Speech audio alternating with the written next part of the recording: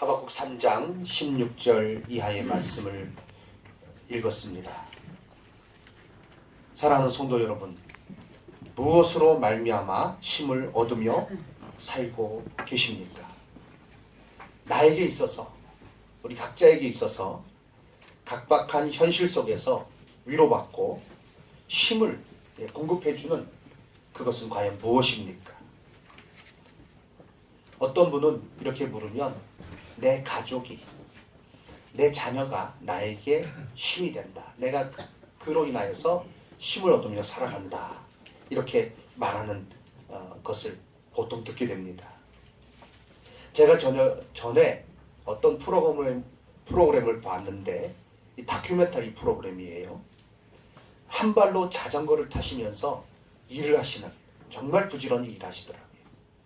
한 발로 자전거를 어떻게 타나 싶었는데 잘 타시더라고요. 오르막도 오르시고. 더 관심이 갔던 것은 제가 자란 수원에 사시는 그런 분이에요. 그래서 더 관심 있게 봤던 것 같습니다. 정말 열심히 사세요. 어려운 환경 속에서도. 기자가, 프로듀서가 인터뷰를 합니다. 어떻게 이렇게 열심히 사십니까? 무엇 때문에 이렇게 열심히 사십니까?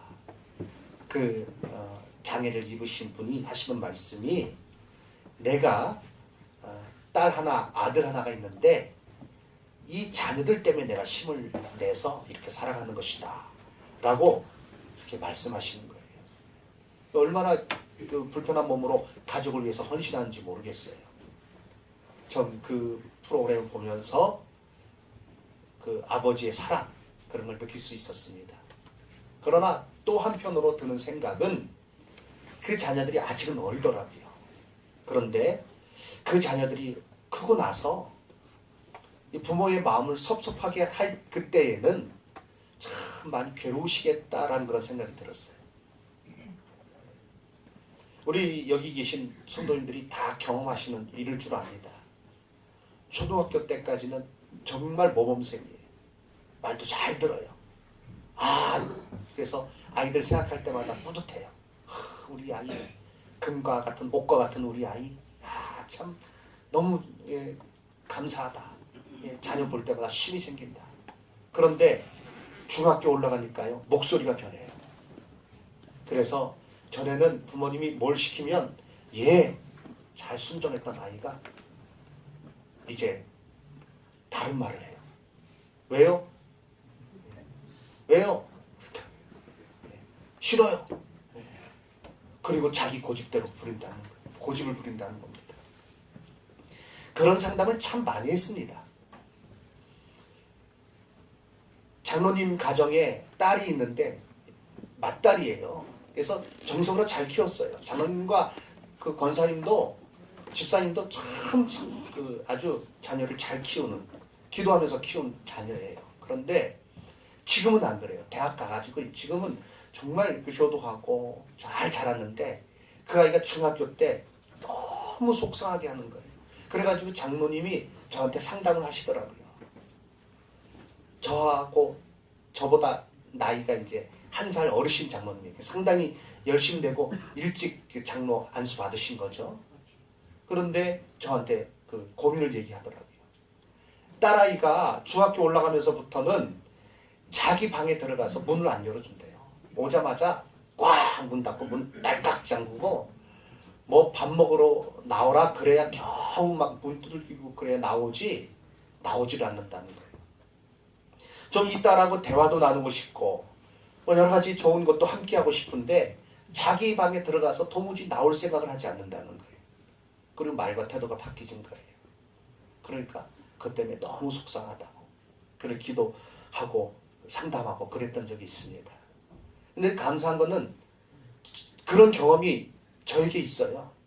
저희 큰아들도 그렇고 둘째 아이도 그렇고 뭐 사춘기인지 오춘기인지 겪으면서 참 유별나게도 참 사춘기 겪는다. 이거 참 남들은 한 1년, 2년 사춘기 겪는다고 하는데 너는 어찌해서 5년씩, 6년씩 사춘기를 겪냐. 그런 얘기를 할 정도까지도 이렇게 힘들게, 이제 지금은 이제 많이 달라졌습니다. 큰아이인지 둘째아이인지는 제가 밝히지 않겠습니다. 그런 경험이 있기 때문에 얘기해 준 거예요. 예. 장로님, 다 그런 때가 있습니다. 그것을 넘어가면 됩니다. 어쨌든 자녀들 때문에 힘을 얻는다 했을 때 자녀의 태도가 변하면 자기가 힘을 얻는 근거가 없어진 거잖아요. 괴로울 수밖에 없죠. 어떤 분은 이렇게 얘기합니다. 나는 사업이 잘 돼서 그것 때문에 살아갈 만합니다 라고 얘기를 합니다. 사업이 잘 되어서 살아갈 만하다 라고 말씀하시는 분은 사업이 안 될 때는 그러면 어떻게 하겠다는 것입니까? 대책이 안 쓰는 거예요.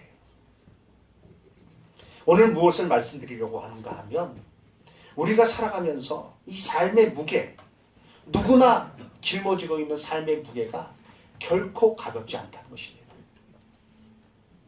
참으로 무겁습니다. 어느 날 너무너무 괴로워요.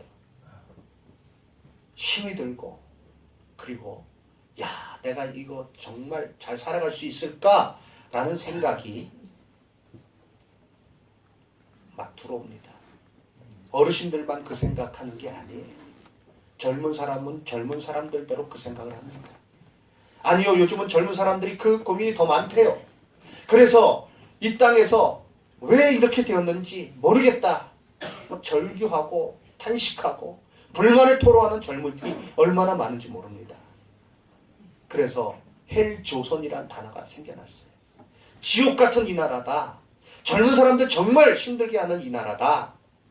얘기하는데 글쎄요. 좀 기성세대가 반성도 많이 해야 되고 또 젊은이는 젊은이대로 또 생각을 젊은 세대는 또 달리 생각을 가져야 될 줄 압니다. 누구를 탓하고 누구를 원망하고 지금은 좀 그런 면이 많은 것 같아요. 기성세대는 젊은 사람들 고생을 안 해봐서 그런다. 너희들 정신 안 차려서 그런다. 그 시기를 너희들이 아느냐. 그때 그 각오로 나간다면 못할 게 뭐가 있겠느냐. 젊은 세대는 뭐라고 말합니까? 그런 소리 하지 마십시오. 지금은 시대 상황이 바뀌어졌습니다. 그때보다 훨씬 어렵습니다. 그때는 열심히 노력하면 올라갈 수 있었지만 지금은 노력해도 안 되는 시대입니다. 그런 체제를 기성세대가 만들어 놓지 않았습니까? 이렇게 불만을 토로하는 그러한 이런 입장에 우리가 놓여 있습니다. 그러한 것을 피부로 느껴요. 젊은 사람은 젊은 사람들대로, 나이 드신 분은 나이 드신 분대로, 기성세대는 기성세대대로 다 이 삶의 무게를 느끼면서 살아가고 있다는 것입니다. 하박국 1장에 하박국 선자의 이 절규가 나옵니다. 이 고백이 나오는데 이거 정말 부르짖음이에요. 막 절규하는 겁니다. 1장 13절 말씀에 하박국 선자는 이렇게 외치고 있습니다. 어찌하여 거짓된 자들을 방관하시며 악인이 자기보다 의로운 사람을 삼키는데도 잠잠하시나이까. 하박국 선자의 그런 어떤 그 속에서 사무치는 가운데 나오는 그 부르짖음이에요. 이 시대에도 그런 어떤 무게 그리고 힘든 가운데 하나님 살아계시면 이 일이 이렇게 되는 건 맞습니까? 라고 외치는 많은 사람들이 있습니다. 이 하박국 선자의 고백은 다윗도 그렇게 부르짖었던 고백, 그와 같이 고백했던 내용과 비슷합니다. 다윗이 그 이전에 이미 이런 문제로 인해서 고통당하고 있었습니다. 시편 37편 말씀, 또 시편 73편 말씀, 어찌하여서 악인이 이렇게 형통합니까? 의인은 그 가운데 고통당하고 있습니까? 시편 73편 말씀에 보면 쭉 얘기하고 있어요. 저희의 입은 하늘에 두고 저희 혀는 땅에 두루 다니는도다. 그러므로 그 백성이 이리로 돌아와서 잔에 가득한 물을 다 마시며 말하기를 하나님이 어찌하랴. 악인들이 하는 말입니다. 지극히 높은 자에게는 지식이 있으려 하도다. 볼지어다 이들은 악인이라. 항상 평안하고 재물은 더하는도다. 악인의 그런 모습들이 망해야 되는데, 하나님 말씀대로라면 그들이 엎어져야 되는데, 그런데 평안해 보여요. 물질은 더 늘어나요. 형통해요. 그 가운데 다윗도 시편 73편의 기자도 고민하고 있었던 것입니다. 하박국 선지자의 고민도 마찬가지고 오늘 우리들의 고민도 마찬가지죠. 영적으로 하나님께서 주시는 은혜 가운데 살아간다고는 하지만 그러나 삶의 여러 가지 일 가운데 그냥 자기의 뜻대로 살아간 사람이 잘 살아가는 것 같고 내가 하나님을 믿는다고 하지만 하나님 믿는 그 믿음 안에서 참 나에게 주어지는 유익이 무엇인지 복이 무엇인지 그것이 가물가물한 가운데 습관적으로 그리고 내가 어떤 교회의 직분을 가지고 있으므로 와서 자리만 채우고 있다면 그 심령의 무거움이란 그 삶의 고통이란 이루 말할 수 없는 것입니다. 사랑하는 성도 여러분, 오늘 이 문제에 대해서 우리가 한번 생각해 보려고 합니다. 어떻습니까? 여기 계신 우리 성도님들, 저를 비롯해서 무엇으로 말미암아 힘을 얻으며 살고 있습니까? 세상에 그 무엇으로 우리가 힘을 얻는다 할 때에는 결국에는 지칠 수밖에 없다는 것입니다. 우리가 더 이상은 움직이지 못하겠다라고 말할 수밖에 없는 그런 많은 어려운 상황들이 우리 앞에 놓여 있다는 것입니다. 그러면 우리가 어떻게 해야 될까요? 오늘 하박국 선지자의 말씀을 통해서 우리가 깨달으려고 합니다. 오늘 말씀의 제목이요, 하나님이 힘이 되는 삶입니다. 한번 따라해 주시기 바랍니다. 하나님이 힘이 되는 삶. 하나님이 힘이 되는 삶. 무엇입니까? 하나님께서 나에게 힘을 주시는 삶이라는 겁니다. 하나님께서 나의 힘이 되시는 삶이라는 것입니다. 그러한 삶이 되기를, 그러한 삶을 살아가시기를 주님의 이름으로 축원합니다. 첫 번째, 이 말씀 대지를 살펴보기 전에 하박국 선지자의 이 절규, 그것이 이제 하박국 선지자의 시작입니다. 어찌하여라는 단어가 계속 나오고 있습니다. 어찌하여 이렇게 될 수 있습니까? 어찌하여 이런 일이 벌어질 수 있습니까? 그 악인의 횡포, 악인의 득세함, 그리고 의인이 그 가운데 핍박당하는 이 문제로 인하여서 심히 어려움을 겪고 있는 하박국 선지자입니다. 그런데 하박국 선지자, 이 하박국서 끝에는요, 완전히 달라집니다. 하박국서의 시작은 절규였다면 하박국서의 끝은 기쁨의 찬양입니다. 오늘 우리가 읽은 부분이죠. 17절 말씀.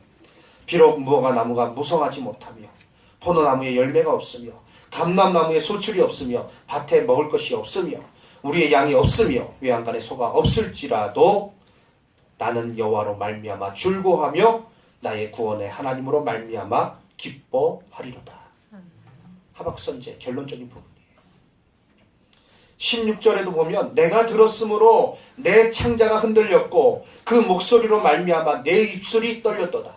원수들의 목소리로 말미암아 막 내 입술이 바르르 떨리는 겁니다. 무리가 우리를 치러 올라오는 환난 날을 내가 기다림으로, 그 환난의 때를 기다려요. 그게 이제 뻔히 눈앞에 다가와 있어요. 내 뼛속에 썩이는 것이 들어온 것 같아요. 그래서 내 촛에서 떨리는 겁니다. 떨리는 거예요. 근심, 고통, 예견되어 있는 그런 어떤 공포들, 그 두려움이 내게 다가와서 나를 쉬 감아버리는 것입니다. 그런데 17절에 고백하고 있어요. 그러나 비록 무화과나무가 무성하지 못하다, 포도나무에 열매도 없다, 감람나무에 소출도 없다, 밭에 먹을 것이 없다, 우리의 양도 한 마리도 없다, 외양간에 소도 없다, 다 없다는 것입니다. 다 없을지라도 나는 기뻐하고 나는 즐거이 노래를 부른다라고 고백하고 있습니다. 이건 무슨 일입니까? 너무 고통이 극심해서 미쳐버린 겁니까? 그런 경우가 있어요. 자기가 감당치 못할 그런 어떤 고통 속에 있다가 좀 정신줄을 놨다 그럴까요? 이상해지는 사람이 있어요. 우리나라가 어려웠을 때 그런 분들이 더 많았던 것 같아요. 그리고 치료도 제대로 받지 못하니까 길거리에 많이 돌아다녔던 것 같아요. 지금은 이제 그런 어떤 아픔, 정신적인 그런 질병을 겪고 있으면 병원에 와서 치료받게 하는데 예전에는 그렇지도 못했던 것 같아요. 그래서 제 어렸을 때도 보면 시장에서 막 한복 입고 머리에 꽃 꽂고 막 이상한 소리 하면서 막 왔다 갔다 하면서 막 웃고 막 춤추고 다니고 그런 분들이 꽤 많았어요. 그런데 사정을 들어보면 정말 안타까운 사정이에요. 어떤 원인이 있어요. 너무 극심한 고통 가운데 그거를 이겨낼 수가 없었던 거예요. 전에 제가 섬기던 수원제일교회 앞에도 그런 분이 계셨어요. 뭐 책을 하나 들고 나와가지고요, 사람들한테 막 소리를 질러요. 막 그냥 연설을 하는데 이 연설 내용이 공부를 많이 한 사람이 아니면 할 수 없는 연설 내용이에요. 쭉 막 그냥 막 주제도 모르겠는데 막 이 소리 저런 소리 하는데 완전히 헛소리는 아니고요. 정말 깊이 있는 어떤 그런 시사 뭐 그런 문제에 대해서 막 자기 나름대로 의견을 펼치는 거예요. 사람들이 다 알아요. 동네 사람들이. 저 사람이 밥만 먹고 나오면 그냥 그 높은데 집이 허름한 집이 있었는데 그 앞마당에 서가지고요 막 책 들고 막 뭐라고 떠드는 거예요. 사람들이, 아이들이 다 알아요. 미친 사람이라는 거죠. 정말 정신이 좀 이렇게 온전하지 못했어요. 그런데 나중에 얘기 들어보니까요, 그분이 서울대 법대를 나오셨대요. 고시 공부하다가 안 되고 그래가지고 그렇게 됐다라는 얘기를 제가 들었어요. 그런 경우들이 많습니다. 하박국 선지자가 내 무화과나무에 아무것도 없고 무성치 못하고 밭에 소출도 없고 우리의 양도 없고 외양간에 소도 없고 먹을 것도 없고 그런데 나 기뻐합니다. 나 출구합니다. 라고 외친 것이 그러한 현상인가? 아닙니다. 결코 아닙니다. 무엇입니까? 오늘 말씀의 이 핵심은, 이 찬양이 나올 수 있는 핵심이 18절, 19절에 나와 있습니다. 주 여호와는 나의 힘이시라. 주 여호와는 나의 힘이시라. 이 고백이, 이 하나님을 향한 믿음의 고백이 하박국 선지로 하여금 그 모든 상황을 이겨내서 기쁨으로 찬양하며 그 절규 가운데, 그 고통 가운데, 그러나 하나님의 은혜를 체험하고 능력을 체험하고 오히려 기뻐하며 감사하며 찬송하며 살아갈 수 있도록 하박국 선지를 이끈 줄로 믿습니다. 이것이 바로 너무나도 귀한 것입니다. 다 같이 따라서 외쳐주시기 바랍니다. 주 여호와는 나의 힘이시라. 주 여호와는 나의 힘이시라. 주 여호와는 나의 힘이시라. 주 여호와는 나의 힘이시라. 아멘. 아멘. 이와 같은 고백, 이 고백이 귀한 것입니다. 하박국 선지자의 이 노래는요, 하나님을 힘으로 삼는 사람들이 부르는 노래인 것입니다. 본문에 나와 있는 이 하박국 선지자의 찬양은 하박국 선지자의 만의 찬양은 아닙니다. 모든 하나님을 힘으로 삼고 살아가는 사람들이 부른 노래입니다. 다윗의 찬양이기도 합니다. 다윗은 시편 18편에 나의 힘이 되신 여호와여 내가 주를 사랑하나이다 라고 고백했는데, 이 고백은 그의 일생의 고백이에요. 그 고백으로 국민의 영웅에서 왕의 시기를 받아서 쫓겨다니면서 10년 동안 지냈는데 10년 동안 그는 포기하지 않았어요. 그 삶을 이겨냈어요. 어떤 고백으로요? 나의 힘이 되신 여호와여 내가 주를 사랑하나이다. 뜨거운 풀무불 가운데 담대하게 그 다니엘의 세 친구가 믿음을 고백할 수 있었던 그 이유, 그 풀무 안에 들어가서 춤을 출 수 있었던 이유는 바로 이 고백이 하나님은 나의 힘이시라. 주 여호와는 나의 힘이시라. 이 고백이 있었기 때문에 다니엘의 세 친구가 그렇게 할 수 있었습니다.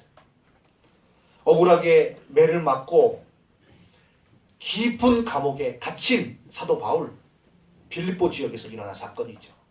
깊은 감옥이라고 하는 것은 1년 365일 단 1시간도 햇볕이 들어오지 않는 제일 열악한 환경의 감옥이고, 중한 죄인들을 집어넣는 감옥이고, 거기서는 죽어도 어떻게 보면 죽으라고 거기다 집어넣는 거예요. 그런데 거기 들어가서 사도 바울 그리고 신라는 한밤중에 찬양을 드렸습니다. 무슨 힘으로 그 찬양을 드릴 수가 있겠습니까? 무엇으로 말미암아 그 찬양을 드릴 수가 있었겠습니까? 다른 아닌 하나님은 나의 힘이시라 라는 고백 가운데 하늘로부터 내리는 그 능력이 그들에게 임하는 가운데 찬양을 드릴 수 있었던 것입니다. 단지 예수 믿는다는 이유로 사자들의 밥으로 태워 던져진 초대교회 성도들, 먼저 콜로세움 그 광장에 사랑하는 성도들이 먼저 끌려나갑니다. 먼저 끌려나간 사람들이 사자의 발톱에 찍히면서 그 살이 사자들의 입에 들어가는 그 광경을 보면서 두렵고 떨릴 때, 그러나 우리 천국을 바라보며 찬양합시다, 기도합시다 라는 교회 지도자의 말에 따라서 다 같이 평안한 가운데 찬양을 드릴 수 있었던 이유는 바로 하나님께서 나의 힘이십니다 라는 고백이 있었기 때문에, 그들의 믿음이 있었기 때문에 그렇게 할 수 있었습니다.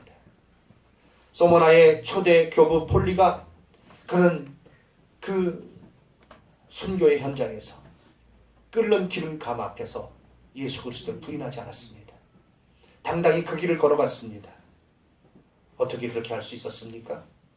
바로 하나님은 나의 힘이십니다 라는 고백이 그에게 있었기 때문에 그렇습니다.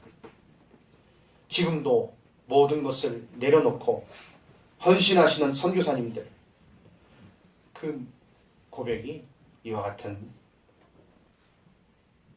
하나님께서 나의 힘이십니다 라고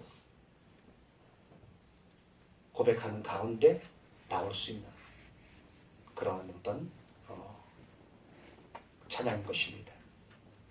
한마디로 세상은 이해할 수 없는 찬양이죠. 그러나 하나님으로부터 힘을 공급받는 사람들은 누구든지 이와 같은 찬양을 드릴 수 있게 되는 줄 믿습니다. 이 찬양이 저와 여기 계신 모든 성도님들의 찬양이 되기를 주님의 이름으로 축원합니다.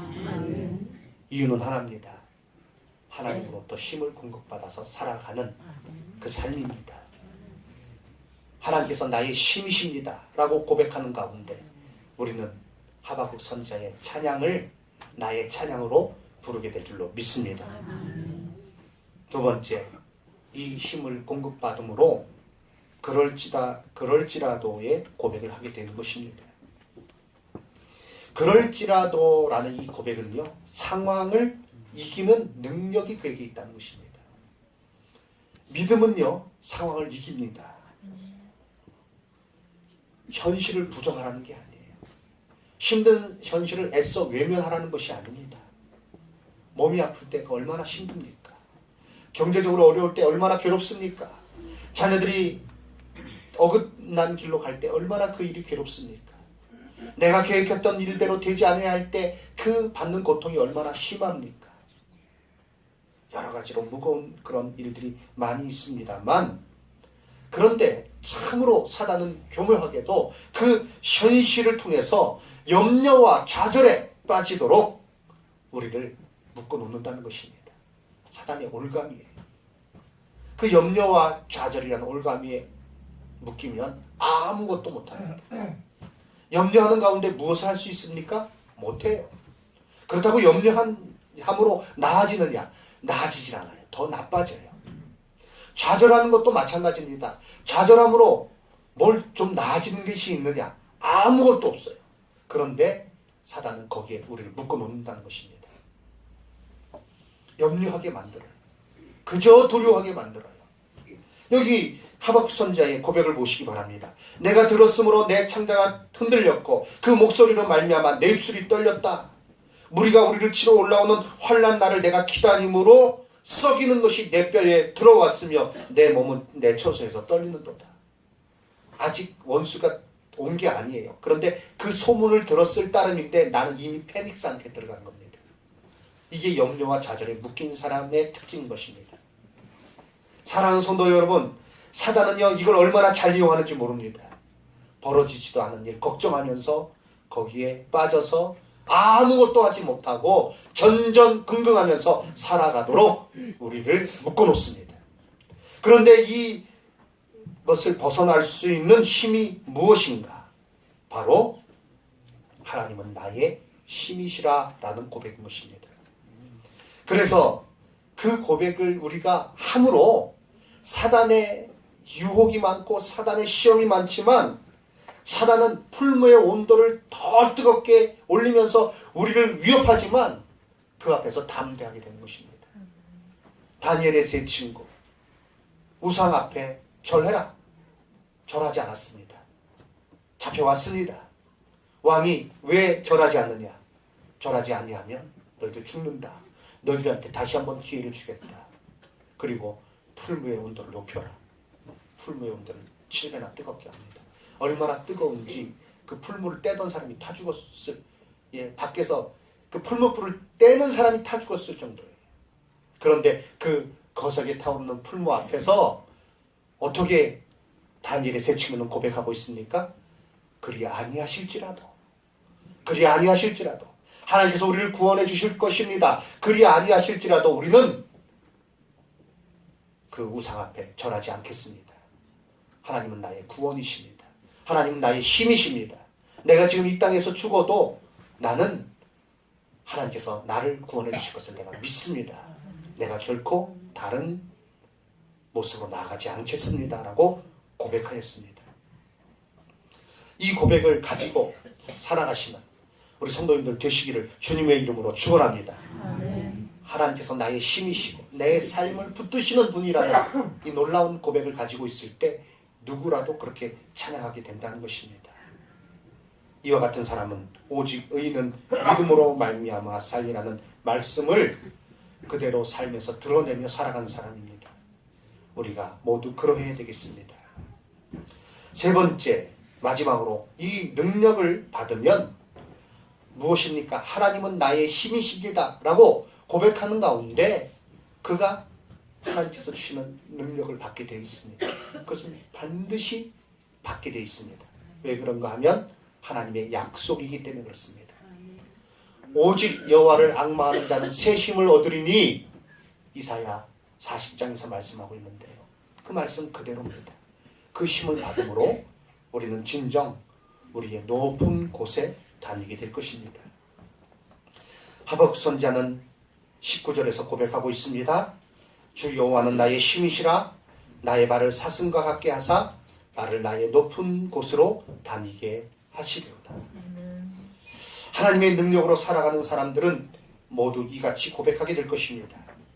내가 높은 곳에 스스로 올라가려고 할 때 떨어질 수밖에 없지만 그러나 그 힘을 공급받는 낮은 자리로 내려가면 하나님께서 나를 높여서 높은 곳에 세우시고 존귀한 자로 살아가게 해주시는 것입니다. 세상의 권세와 부귀로는 도무지 이룰 수 없고 알 수도 없는 그것입니다. 그러나 하나님 앞에 엎드리는 자, 겸손하게 모든 힘든 일과 어려운 일이 있을 때 그 문제에 집착하는 것이 아니라 하나님 앞에 나와서 하나님은 나의 힘이시라, 하나님은 나의 능력이시라 고백하며 무릎 꿇는 자리, 낮은 자리로 내려가면 하나님의 은혜를 공급받게 되어 있습니다. 그것이 내게 임하게 됩니다. 인터넷 할 때 어떤 파일을 우리가 필요할 때 받을 때 어떻게 합니까? 다운로드 하죠. 영적인 힘을 공급받는 다운로드는요, 기도입니다. 하나님은 나의 힘이시라 고백하면서 엎드리면 그 다운로드의 버튼을 누르는 겁니다. 하늘로부터 내게 능력이 공급되는 것이요, 하나님께서 주시는 평안함이, 그 능력이 나에게 임하는 것이요, 그러므로 내가 그 낮은 자리에서 하나님께서 높여주시는 가운데 높은 곳에 다니게 될 줄로 믿습니다. 마지막으로 한 사람의 이야기를 소개하고 마치려고 합니다. 미국의 스상스키 선수를 꿈꾸는 청년이 있었습니다. 타드 허스턴이라는 이 청년이요, 20세 청년입니다. 사진을 한번 봐주시기 바랍니다. 예. 이 청년 이제 20세 때 사고를 당했어요. 1981년입니다. 그가 수상스키를 마치고 이제 그 수상스키 그 줄을 정리하는 가운데 그것이 배 모터가 아직 돌아가는 가운데 그 줄이 휘감겨 버렸어요. 그래서 같이 수상스키와 함께 그 프로펠러 있는 데로 빨려 들어가서 한쪽 다리가 절단되고 말았습니다. 무릎 허벅지 이하 다 절단된 거예요. 그는 이제 그 후에 의족에 의지해서 살아갈 수밖에 없는 처지가 되었는데, 그렇지만 이 젊은이 타드 허드슨 그리스도인이었기 때문에 성경을 읽으며 매일 기도했습니다. 그는 기도했습니다. 하나님, 저의 남아있는 포기할 수 없는 인생과 나의 가능성, 그리고 내가 도달하고 살아야 할 삶의 모습은 무엇입니까? 기도하는 중에 심리학을 공부해서 남을 돕고 싶은 마음이 생겼어요. 그래서 대학에 들어가서 심리학을 전공한 후에 사우스 캘리포니아 재활병원에서 상담원으로 취직을 했습니다. 그곳에서 장애를 입은 많은 사람들을 돕는 일을 했습니다. 그들에게 꿈과 희망을 불어넣어주는 일을 했습니다. 그러던 어느 날 그가 잠들었습니다. 꿈에서 하나님께서 자꾸 산을 보여주시는 거예요. 산으로 올라가는 그런 꿈을 꾸게 하시는 것입니다. 미국 각 주에 있는 높은 산들을 보여주셨어요. 캘리포니아주, 몬타나주, 뉴멕시코주 등을 계속 보여주시며 그 정상에 오르는 것을 보여주셨어요. 그런 꿈을 꾸게 하셨어요. 그는 꿈에서 하나님께서 올라가라 하시면 올라가야지요 라고 대답을 했습니다. 그런데 그가 꿈을 깨고 나서 이렇게 얘기했습니다. 하나님, 참으로 정말 재미있으십니다. 저보고 이 일을 하라고 하시는 겁니까? 이 불편한 의족을 가지고 미국 50개 주에 있는 그 주마다의 최고봉을 제가 올라가라고 요구하시는 것입니까? 그런데 하나님께서 그 마음에 확신을 주세요. 너가 해서 너같이 불편한 그런 사람들에게 힘과 그들에게 꿈과 용기를 주어라. 그는 결단했습니다. 그는 계획을 세우고 도전했습니다. 허스턴은 미국 50개 주 최고봉을 의족으로 정복하는 서킷 아메리카라는 프로젝트를 만들었고요. 도전했습니다. 1994년 6월 1일 드디어 알래스카 주 맥킨리 봉에서부터 그의 정복은 시작되었습니다. 그는 여러 번의 위험을 겪었습니다. 고비를 넘기며 아슬아슬하게 산을 정복했고요. 이런 그 소식이 알려지자 기자들이 모이게 되었습니다. 그리고 물었습니다. 왜 이 도전을 하십니까? 허스턴은 이렇게 대답했습니다. 나는 전능하신 하나님을 믿습니다. 그 하나님께서 나에게 주신 가능성에 대해 도전하려고 합니다. 그리고 이 도전은 내가 사랑하는 장애인 친구들에게, 허스턴은 여정을 시작한 지 66일째 되던 날인 1994년 8월 7일 오전 11시 57분 드디어 50번째 산인 하와이 마우니키아 정상에 우뚝 섰습니다. 그것이 바로 50개 주의 산 정상을 밟은 때였습니다. 66일 21시간이 걸렸습니다. 그는 마지막 정상 높은 곳에서 전능하신 하나님을 찬양했습니다. 저 높은 곳을 향하여 찬송을 부르는 그의 찬송이 TV를 통해서 미국에 생중계되었습니다.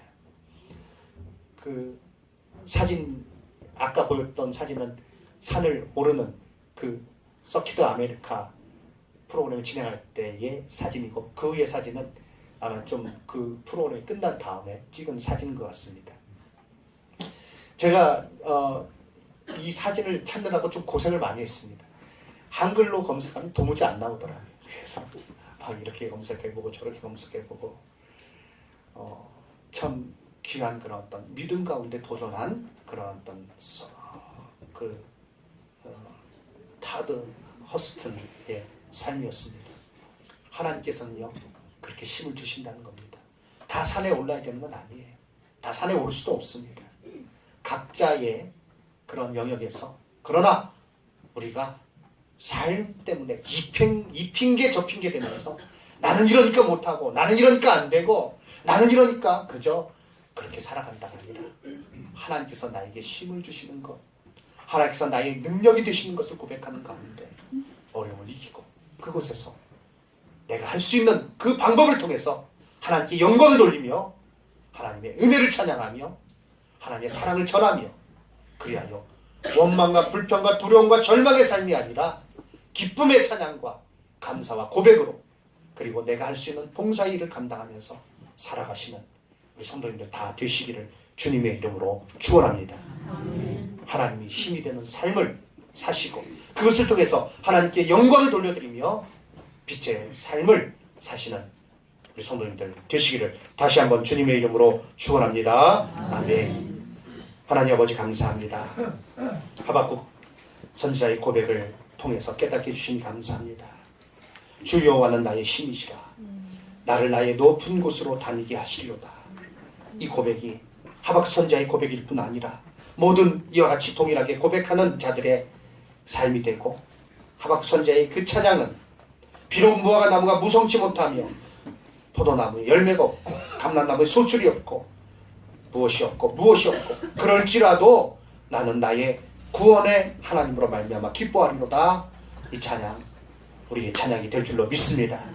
아버지 하나님 삶을 살아가면서 힘들고 어려울 때 주저앉고 또 그 가운데서 포기하고 좌절하고 원망하고 살아가는 것이 아니라 하나님 주신 능력으로 그것을 이겨내며 그것을 통해서 다른 사람을 돕고 다른 사람을 위로하고 하나님을 찬양하는 자리로 초대할 수 있는 그들을 인도할 수 있는 그런 이와 같은 빛의 삶을 저희들 살아갈 수 있도록 인도하여 주시옵소서.